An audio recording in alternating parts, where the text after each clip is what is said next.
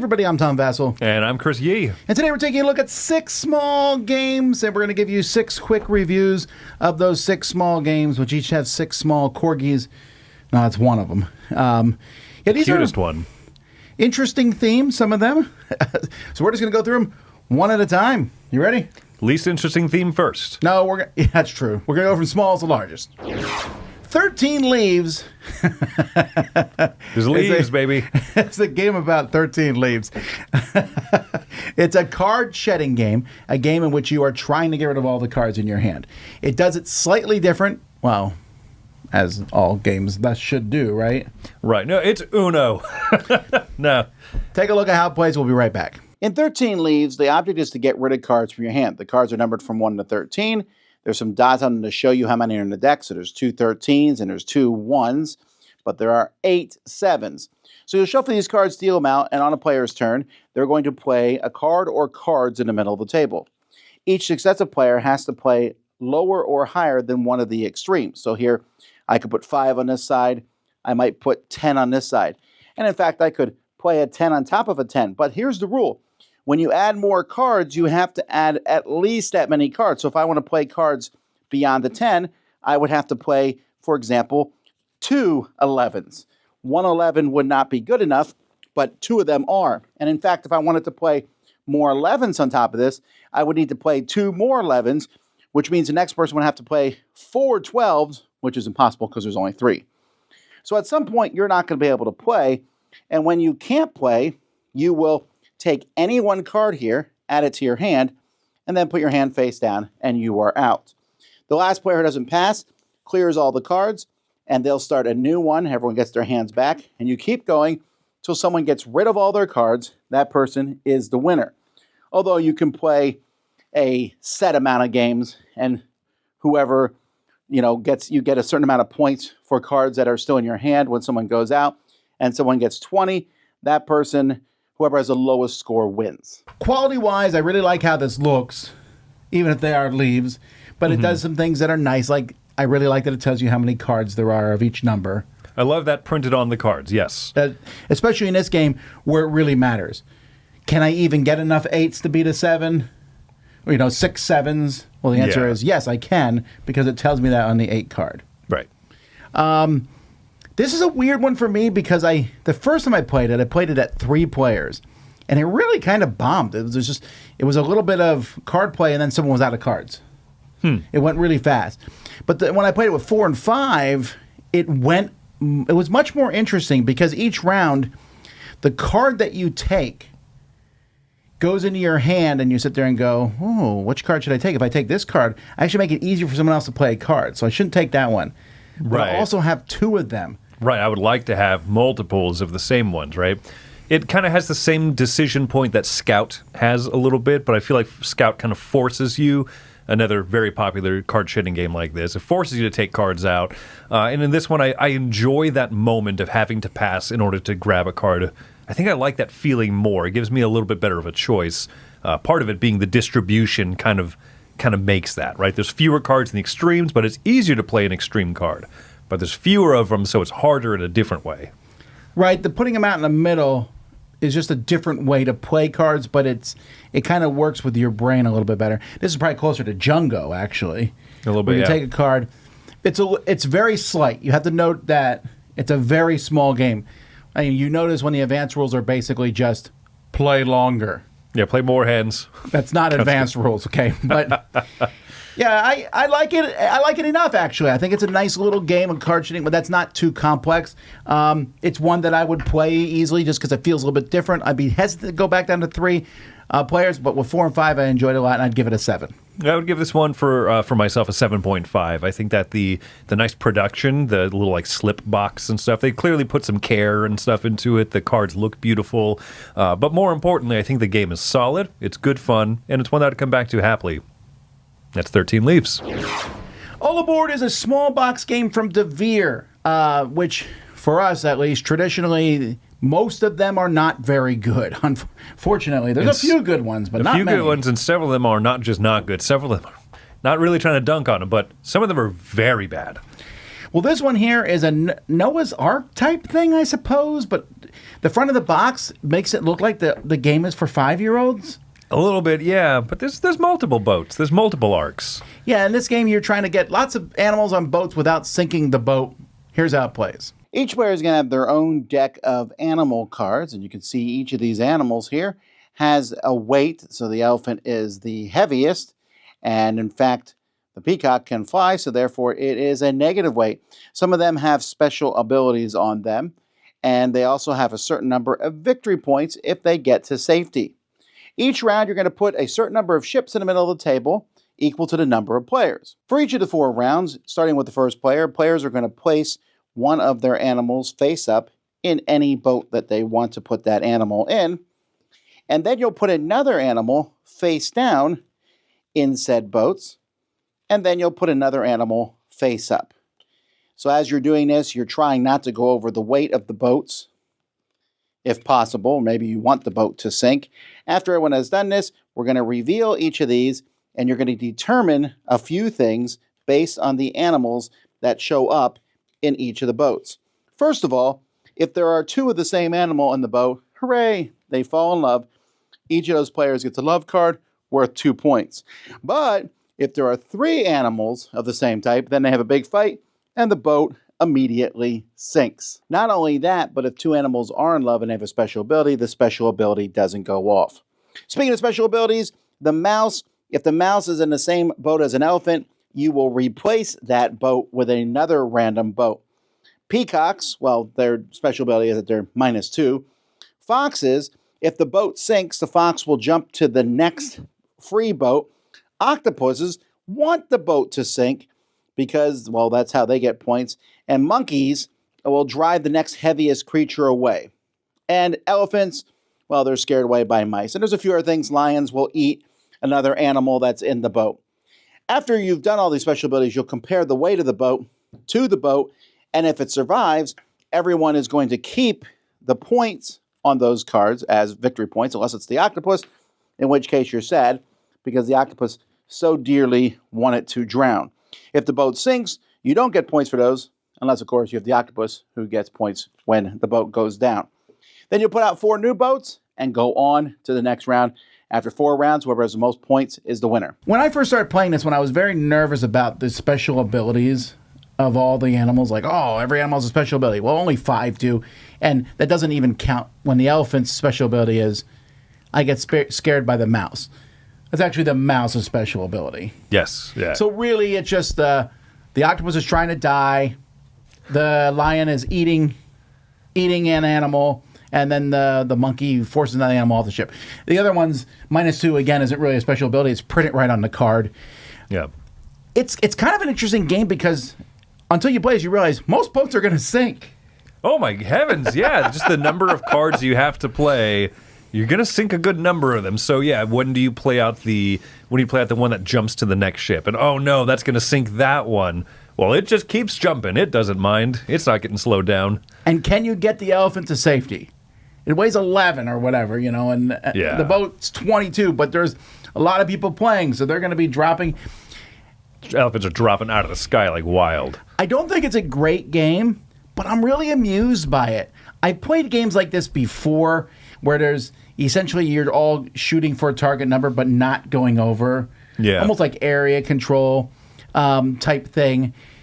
But with the octopus trying to go down with the ship, you're never quite sure what people have in their hand. This is a game I'm glad you have a hand. So it's not like, when are you going to play the peacock?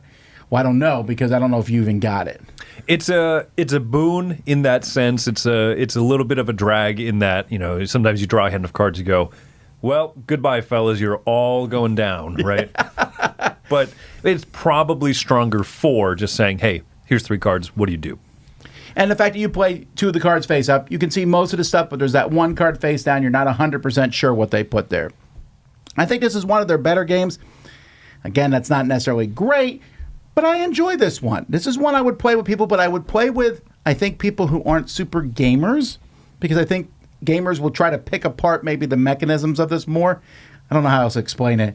Like, get too caught up in that. Everyone else will just have a jolly old time. And taken in that setting, I'd give it a 7. For me, I'm just a little bit lower. It's a 6.5 for me. It's a little bit too on the kooky side of things, but it is a fun time, and I really like trying to sink my octopus.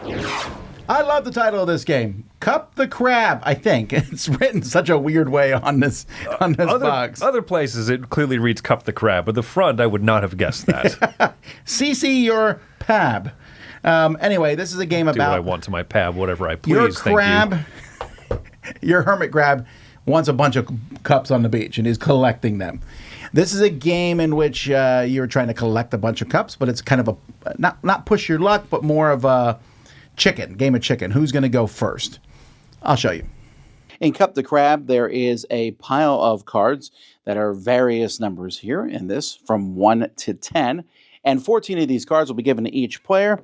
Each player is also going to get some crab cards, some octopus cards, and some bottle cards. The game takes place over 7 rounds, and at the beginning of each round, you're going to go through your hand, and you're going to pick 3 cards. It could be any cards, it could be the number cards, what have you. And then, one after another, players are going to play these cards. You can start a new stack here, and so I can add to a stack that's already out there. But there are some rules. Once there is a bottle on a stack, nothing else can happen unless somebody plays an octopus on it. Then they'll take those and keep these cards for scoring. And a crab on a stack will also take those cards for scoring. And you're going to keep taking these. You're trying to win the things with crabs and octopuses. But remember, you only have 3 crabs and 2 octopuses for the entire game. So after 7 rounds, whoever has the most points is the winner of the game. Mandu Games does games that are pretty good quality. The card quality is great. The art's great. I like how this looks a lot. I have one weird big problem with this game, though. I like it, by the way. But one weird problem with this game is that they're very distinct at the beginning. They give everyone 2 bottles and 2 octopuses and 3 crabs or whatever it is. And then random 14 other cards. When they could have easily just color-coded the cards and given everyone the same set. Yeah, you're green. Here's blue. Here's because and from your stack, your stack from your set, you choose a certain number of cards each round anyway. Right. And so it's all player choice driven. So yeah, it would have been very different, right? If you have 1 through 12 plus those scoring condition cards, right, or the scoring trigger. It's a little cards. weird. I mean, because what's with the randomness of the cards? You draw a bunch of high, I draw a bunch of low. That doesn't necessarily mean it's worse for me or better for you, but it makes it a weird flow. And if everyone had the same thing, I think it would just flow better, and it would also be easier to set up and hand out. Yeah, just a bit. But and despite that, like you said, it's not a huge point. It does feel odd whenever you have a hand of huge number of cards, and you're well, I'm going to be very popular with the player right after me. Right, and I guess that's more of the problem, right? The person after you has an advantage. But I do like it. There's a decent amount of these games out there, not as many as you might think, where that whole playing a card, but here you're building up each pile, and I'm setting this up. I put a bottle on this pile. Does Chris have a squid in his hand? Blammo! Yeah, right? and those moments are hilarious. I think that's the thing, is that it doesn't take itself too seriously. The game's called Cup the Crab, for one thing. 2, it has that funny art and the humor is there. But 3, also mechanically, it's a funny game. And I think that's kind of hard to pull off more than people realize, that, there's that mechanism I tend to not enjoy in games where, like, this pile scores once its 5th card is played on there. Well, no one's going to play the 4th card, right?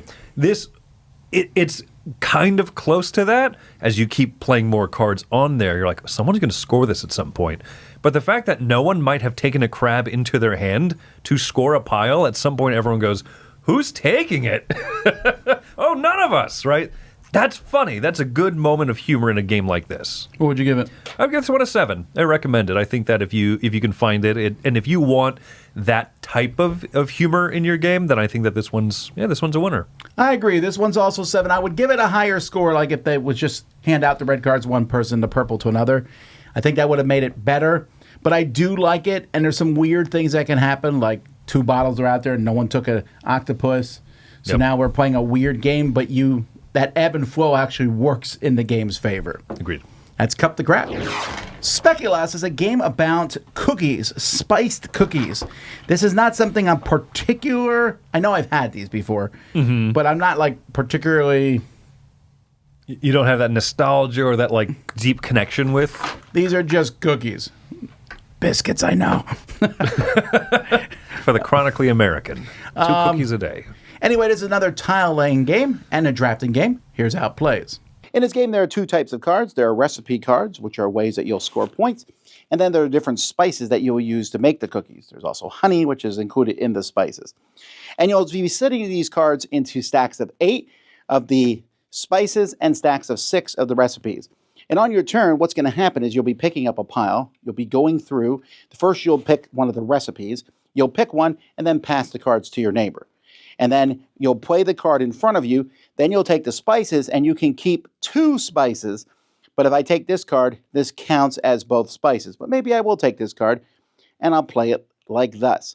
And as you take these cards, you are going to you're basically building a checkerboard of the spices. The only difference is if you take a honey card, you'll put a honey card on top of one of these. And so you're playing the cards out in a grid pattern like this. After you're done with the round, if you've gone through all the cards, you will do this again. And at the end, you'll score points. Like this one gets 3 points for every purple next to it. So this one would score 3. 3 points for the 3. This one, not next to anything. Obviously, I'm not playing very properly here, but you would try to build a grid where the spices match the recipes. So you can see there's all sorts of different recipes. Some you want the same ingredient around the outside or different ingredients around the outside. Some have to do with honey, and when you place them there, you're trying to have honey on the diagonals that are next to it. And then you'll just add up all these points, and whoever has the most points is the winner of the game. I want to like this game more than I do. I think it looks nice. It's interesting. There's some mechanical iffy parts with it. The part of it is that it has this kind of weird feature where at the beginning they're like, make all these sets of cards, 8 of these and 6 of these. Yeah. And then draw from these. Why is the number of players not affecting this? And we know this because when you play with different players, it's weird. And especially with the one, you can take 1 or 2 of the ingredients. And if you take a single card, that counts as 2. So it comes to weird moments where, like, we're done drafting, but Chris still has 3 cards in his hand. Right, because there were a bunch of doubles randomly dealt out. And I've never seen it be a huge issue, but at the higher player counts, I think there's just more hands of cards out. So there's more likelihood cards are kind of imbalanced in that sense. Right, and then you combine that with something we've seen before, the crisscross pattern of cards that help things score and cards that score. Flat Out Games has made one of these. These kind of exist out there. So it's a nice little game, but it feels unpolished. Things like the honey don't particularly add anything to it other than sometimes they're easier to score, sometimes they're not. What I will say is I've had very good experiences with this game. I think it was at the 2-player count. I think 2 players maybe where this game shines because those have been fun. But then I watched another table playing it at the full 5-player count, and it just, some of those messy parts were more pronounced with more players. And I think that's kind of what I've noticed so far. Yeah, the lowest I played with was with 3, and I still felt those issues. And again, the rulebook doesn't even really clearly address that. So this feels like a game that could be cooler, but it's a first-time publisher, I think, a designer, so it feels a little rough around the edges. I'll give it a 6. It's not bad. There's some interesting ideas to it. It just doesn't stand out other than I think it's a neat theme. I think neat. Yeah, I'm coming in at a 6.5, just a tad higher, right? In that I have had more good experiences than bad with it, and I enjoy that crisscross type of scoring type of stuff. And this one does it in a nice, clean way for 2 players, and unfortunately muddies those waters, I think, with more. Corgi Pileup is a new game from Gamehead, which is about corgis, although I believe it's a reprint of another trick-taking game that I played in the past, or card shedding, or whatever. It's sort of a follow-up to Gudetama, that type of game where, the last card is what matters. That's right. Yeah, so in this game, you were trying to get rid of cards from your hand. Well, you have to get rid of cards from your hand, but hold on to a specific card to help you when you score. Let me show you. This is a nice board, but it's just a scoring board. It's all going to be about cards. And so players are going to have some cards dealt to them. And what's going to happen each round of the game is somebody plays a card. And let's say I play an 8. Then each player after me, their choice is either play a highest card or they can look at their hand and play the lowest card. It's their choice. So play the lowest card or play a card that's higher than anything played. Once everyone has done this, whoever plays the highest card wins this trick, which means they go first. This continues till you're down to the last card in your hand. Once everyone's down to the last card in their hand, that is how many points they score. So 4, 5, 2, and 7. The game continues. You hand out cards and do it again. As soon as one player hits 15, that person goes to 0, and then whoever is the highest person at that point is the winner of the game. Now, you will notice that some of these cards have text on them, so there are some things that will change. If a 10, whoever wins a trick will pick someone else to go. On a 6, you tell someone to discard a card and draw one. On a 3, you must go higher than the card played or play your highest card from your hand rather than your lowest card from the hand. And the 1, if this you have as in the final trick, you can score 0 or any other one else's played card. That's the game. This game's kind of a weird one in many ways, in that only your last card counts. Out of a 5-card hand in a trick-taking game. So everything else of that is going at the beginning. So round 1, this is how you play. You always get rid of your lowest card, right? You always do, because you want the highest card at the end. Who cares about anything else? You want the highest card. Unless, of course, someone plays the 3, then everything's messed up. Right. Because now the lowest card, whatever. Then you get your first score, whatever it is, whatever that highest card is. Now in round 2, you're trying to keep the card that gets you not to 15. Yeah. And it's so unfun to me. It feels like nothing I do matters. It's chaotic nonsense. I love games where the highest person is eliminated somehow, so you're trying not to go too high. Yes, yeah. That's an interesting concept. I mean, what's the big one on that? The high society. Don't spend too much money. But that's your choice. If you are into trick-taking games, right, then Schadenfreude does that so well. The first person to hit 40 points, get past 40 points, busts, but you need to be right behind them because you need to win. So you need to have that brinksmanship. How close to the edge do you get, but still try to push someone else out? And that's this game's strongest feature, because the card play is not very strong. The special powers on the cards, still not very strong. Oh, they're so boring. The rule book, unfortunately, has some real flaws in it, too. And one of the things that it doesn't address is what happens if all players are at like 12, 13, 14 points, and they all bust at the end of the round. Has that happened to you? Yes. And so we house ruled what we do is, well, okay, if you fall off the pile, then you start climbing back up. So if you're going to bust gloriously, right?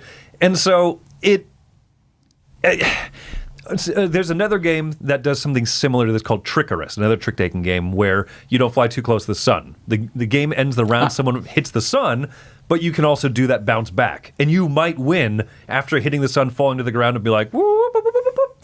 And so this game is not strong. The card play is unfortunately very rote. And I wish that scoring was implemented in a stronger game, because I like that type of scoring, but it's bad.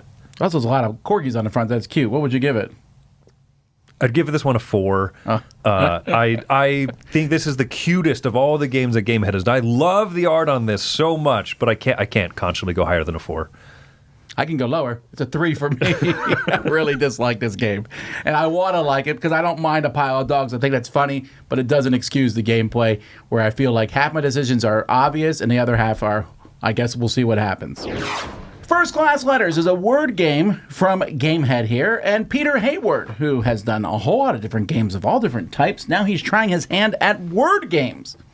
Let's see how this one plays. The first thing that you'll do in this game is you roll these 3 letters and you put them in alphabetical order. So J, U, V. And then you're going to write those letters on these spots here. So J, U, V. And then you're going to begin the round. So what you're going to do is you're going to roll all 4 dice. The red die is put here. This is a letter you cannot use in your word. The other dice are letters that you would like to use in a word. So for example, let's say I thought of the word coven. I can write that word here, Coven, because I've used all 3 letters. So 1, 2, 3 checks. Did I use all 3 letters? I get double, so I score 6 points for that. And that's basically how you're going to play. But there's one catch. If you write a word in one of these slots here, it has to start with that letter, and all your words must be in alphabetical order. If they're not in alphabetical order, your score will get crossed off. After everyone's written down all the words here, we add up our scores, and whoever has the most points is the winner. Not forgetting, oh, you know what? No points, because I wasn't allowed to use the word A. Cavern. That's a better word. It still works. Oh, well. See, I was caught doing that. And you have someone else check your thing to make sure that doesn't happen. I don't know what to say about first class letters and gameplay-wise. Production-wise, it's nice. There's It's nice really scoring good. sheets. There's 3. The 4 dice are really well put together. It's They look easy like to parcels. score. Oh my gosh, yeah, the whole thing looks great. I love the theming of it. And the actual gameplay, the use the letters on the dice is fine. Well, that's what I was going to say. For me, this is a super functional game. Yeah. It works. I played it with my wife who loves word games, and she was like, it's fine. You know, you roll the letters and you say, what's the best word I can think of that has as many of those letters as possible? And every once in a while, that starts with the letter Q or what have you. Sure. That's the game. The part that does elevate this game from being just run of the mill for me is that idea that you seed the board with a few words, right? So each time you play, and since you have to organize all of your words alphabetically, it is going to make that kind of funky, right? Where this time I played again, and now the first 3 are going to have to start with the letter C or earlier, right? Or be alphabetized in that way. And I think that that's where the little bit of the tension comes in, and it does elevate it from beyond just baseline. This is a fine word game for me. Yeah, so I don't mind it. I don't mind having a letter that you can't use. That's again, it's fine. I wouldn't have published it, if that makes sense. I would have been like, oh, this is a good game. You got some extra letter dice? Here's something we can do to pass some time. Yeah, I mean, it feels like there could maybe be a little bit more to it. I think that it's a great like framework, and it needs just a little more decoration. Oh, there you go. For me, it's a 6. I like how it looks. I like it, but there's a lot of word games. It's a very crowded category out there. Yeah. And I think I would pick one of the other ones instead. It's also a 6 for me. I do wish that there was something more exciting. 3-letter dice. Can you use those letters repeatedly? Then good. Like I said, I do like that idea of having to alphabetize the words, throughout. But beyond that, yeah, I wish there was just a little bit more to sink your teeth into. Well, there you go. First class letters. All right, folks, there you have 6 different games. We did not like all of them, but we like some of them. Mm-hmm. What are your thoughts? Tell us in the comments. You might think differently. We'd love to hear from you. Until next time, I'm Tom Vasil. I'm Chris Yee. We'll see you next time.